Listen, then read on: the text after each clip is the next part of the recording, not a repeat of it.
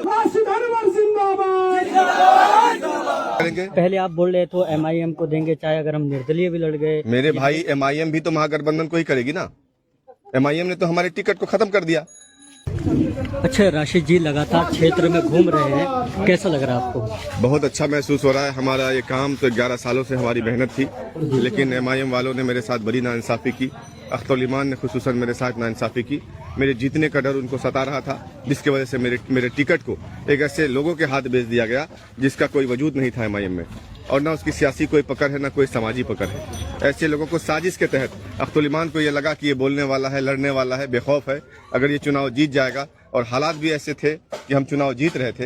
एक साजिश की गई मेरे साथ, और साजिश के तहत हमारे अख्तर ईमान भी उसमें शामिल थे, और अररिया के जो मौजूदा विधायक है अब्दुल रहमान साहब, जो कांग्रेस से हैं, और उन्हीं का जीजा जी है ये मंजूर साहब, इंजीनियर साहब, जिन्होंने पतंग के निशान को लाया है ना, और बहुत सारे पैसे देकर इन्होंने टिकट को खरीदा है। अख्तर ईमान ने मेरे सपनों का सौदा नहीं किया, बल्कि पूरे अररिया विधानसभा के अवाम के सपनों का सौदा किया है। अररिया विधानसभा के लोगों के आंखों में जो आंसू है और जो आह निकली है दिल से, ये आह अख्तर ईमान को बर्बाद कर देगी इंशाअल्लाह। और मेरी मेहनत बढ़ गई है। मैं राशिद अनवर उसी जगह पर हूँ, बस मेरे निशान बदल गए हैं। अल्लाह का करम है कि मैं आज 5 दिनों से क्षेत्र में घूम रहा हूँ। जितनी भीड़, जितनी दुआएं, जितना साथ लोगों का मुझे मिल रहा है, उतना किसी और उम्मीदवार को नहीं मिल रहा है। ये यकीन है कि इंशाअल्लाह ताला हम चुनाव जीतेंगे। अररिया की अवाम हमारे साथ है। ये लड़ाई अमीर और गरीब की लड़ाई है, ये लड़ाई जालिम और मजलूम की लड़ाई है। हमने 11 साल से एक एक इंसान के लिए, एक एक फर्द के लिए, जिन लोगों ने मुझे कहा, जिन लोगों ने मुझे जरूरत पर बुलाया, मैंने रात के अंधेरे को नहीं देखा, मैंने सुबह की तारीखी को नहीं देखी। हम फौरन से वहां पहुंचे और पहुंचकर उनकी मदद किए। मैंने राशिद अनवर ने किसी को एक वक्त का खाना नहीं खिलाया। राशिद अनवर लोगों के दिलों में एक जगह बनाया है। ये मोहब्बत जो अररिया के लोगों के दिलों में राशिद अनवर ने पैदा किया है, ये मोहब्बत इंशाअल्लाह ताला मैं मरते दम तक बरकरार रखने की कोशिश करूंगा। जीतने के बाद सबसे पहले क्या काम जिंदाबाद, अगर आप विजेता होते हैं, लोग आपके ऊपर भरोसा जतलाकर आपको जिताते हैं, सबसे पहला क्या काम करने वाले? सर, इसी साजिश के तो हम शिकार हो गए। मेरे काम को, मेरे खिदमत को, मेरे इखलाक को लोगों ने देखा। नेताओं को ये चीज हजम नहीं हो रही थी कि राशिद अनवर अगर इलेक्शन जीत जा रहा है तो हम लोग ताहयात उसको कुर्सी से नहीं उतार पाएंगे। उसका साफ वजह यह है कि मैं गरीबों का हमदर्द हूँ, मैं मजलूमों का साथ देता हूँ, जालिमों का साथ नहीं देता। मेरे इलाके में, मेरे क्षेत्र में, मेरी निगाहों में, मेरी नजरों में कहीं पर भी कोई जुल्म अगर हो रहा होता है तो उसके खिलाफ राशिद अनवर की आवाज सबसे पहले उठती है।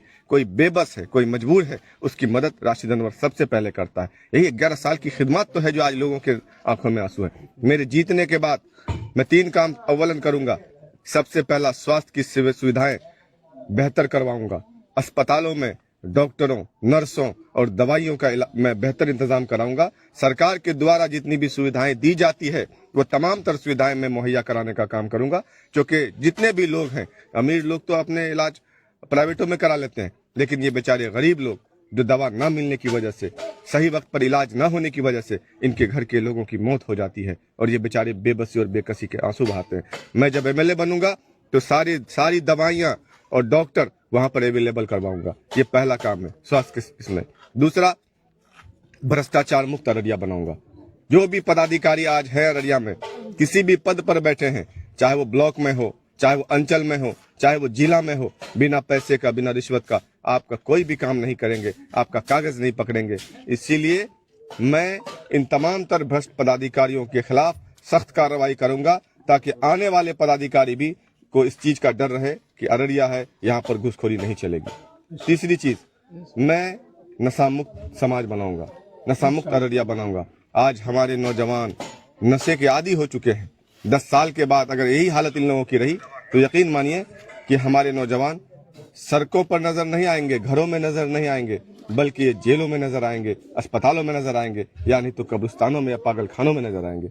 इस नौजवान की को सुधारने की जिम्मेदारी, अहम जिम्मेदारी जो पुलिस प्रशासन की है, हमारी है, गांव समाज के बड़े जिम्मेदारों की है। लेकिन आज सब आराम से सोया हुआ है, किसी को जरूरत नहीं है कि उसके खिलाफ बोले।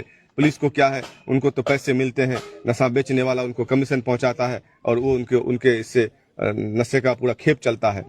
कभी कभार एक दो पकड़ लिया दिखाने के लिए मीडिया में और दिख जाता है, लेकिन मैं पूर्ण रूप से ये वादा करता हूं कि अररिया विधानसभा में मेरी मौजूदगी में एक भी नशा कारोबारी बाहर नहीं टहलेगा, बल्कि जेल की दीवारों के पीछे में भेजने का काम करूंगा। अच्छा, आखिरी संदेश अररिया विधानसभा की जनता को क्या? अररिया विधानसभा के लोगों से बस मैं यही कहूंगा कि आपका भाई, आपका बेटा राशिद अनवर गरीबों मजलूमों की हमेशा से बेबाकी से आवाज बुलंद किया है।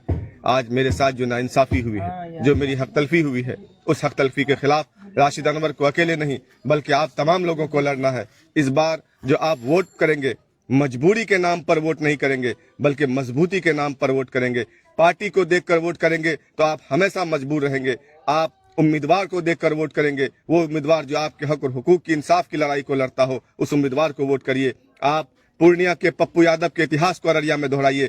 पूर्णिया में पप्पू यादव के साथ जब पार्टी ने नाइंसाफी की थी, उनको टिकट नहीं दिया था, लेकिन अवाम ने उनको मोहब्बत दिया, अवाम ने उनका साथ दिया। पूरे हिंदुस्तान के दोनों दल के बड़े बड़े नेता आकर अवाम को गुमराह करने की कोशिश की, लेकिन अवाम गुमराह नहीं हुआ बल्कि अपने वादों और इरादों पर अटा रहा। और आज उसका नतीजा है कि पूर्णिया के अवाम को इस चीज का अफसोस नहीं है कि हमने गलत नेता को चुना, बल्कि उनको फख्र है कि हमने एक ऐसे नेता को चुना जो नेता आज जीत कर हमारे लिए बोलता हो और लड़ता हो। मैं जब जीतूंगा तो मैं महागठबंधन को समर्थन करूंगा, लेकिन वादों के साथ समर्थन करूंगा। जिस चीज की कमी अररिया में है, उस चीज की कमी को दूर करने के लिए, क्योंकि मैं तो उसका कोई खरीदा हुआ गुलाम नहीं रहूंगा कि वो जो बोलेगा मैं खामोशी से सुनूंगा। नहीं, वो जो बोलेगा उसके खिलाफ मैं लड़ूंगा। मैं अपने हक और इंसाफ के लिए लड़ता रहूंगा और अररिया विधानसभा को एक बेहतर अररिया बनाने का पूरा प्रयास करूंगा। अच्छा, अभी आप कह रहे हैं कि जीतने के बाद महागठबंधन को आप समर्थन देंगे? बिल्कुल करेंगे। पहले आप बोल रहे तो MIM को देंगे, चाहे अगर हम निर्दलीय भी लड़ गए। मेरे भाई, MIM भी तो महागठबंधन को ही करेगी ना। MIM ने तो हमारे टिकट को खत्म कर दिया, इसी वजह से हमारी सियासी कत्ल हो गई। तो MIM को हम सपोर्ट देके क्या करेंगे? हम महागठबंधन को सपोर्ट करेंगे। MIM के अगर लोग जीतते हैं तो अच्छी बात है, वो भी महागठबंधन में जाएंगे और हम भी महागठबंधन जाएंगे। हमारा तो मकसद है भाजपा को रोकना, हम भाजपा को रोकने का काम करेंगे। अच्छा, मुस्लिम उप मुख्यमंत्री पे क्या कहना चाहते हैं? देखिए, 18% की आबादी है मुसलमानों की, उप मुख्यमंत्री तो मुसलमान को होना चाहिए। लेकिन आज हमारे नौजवानों और बुजुर्गों में सियासी बेदारी अब तक पैदा नहीं हुई है। हम सिर्फ वोट देते हैं, बहकावे में आ जाते हैं, हम सरकार बनाने का ठेका ले लेते हैं, अपने लोगों को, अपने नेता को नहीं पहचान पाते हैं, जिसका नतीजा आज ये है कि 18% होने के बावजूद भी हम सिर्फ वोट ही गिराते हैं। सरकार में हमारी कोई हिस्सेदारी नहीं रहती है। अब 2.5% 3% की आबादी मल्लाहों की है। देखिए, उनको मुख्यमंत्री का दर्जा मिल रहा है, उनका सरकार अगर आएगा तो उनको उप मुख्यमंत्री बनाया जाएगा, लेकिन मुसलमान कहीं कुछ नहीं है। इसलिए मैं ये कहूंगा कि आप लोग अपने अंदर से सियासी शऊर पैदा कीजिए, सियासी बेदारी पैदा कीजिए।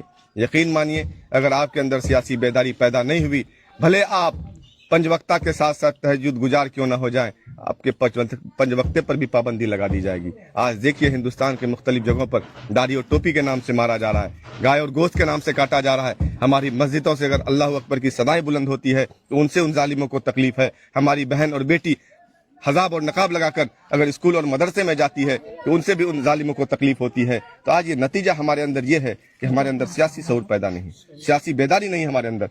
हम अपने ऐसे रहबर को, ऐसे रहनुमा को वोट देकर अगर कामयाब करेंगे जो आपके हक और इंसाफ के लिए बोलता हो, तो यकीन मानिए जब असेंबली में जाएगा तो बोलेगा, आपके हक के लिए लड़ेगा, तो उन जालिमों के भी पसीने छूटेंगे। उनकी नजरें आप पर उठने से पहले 100 बार सोचेंगी।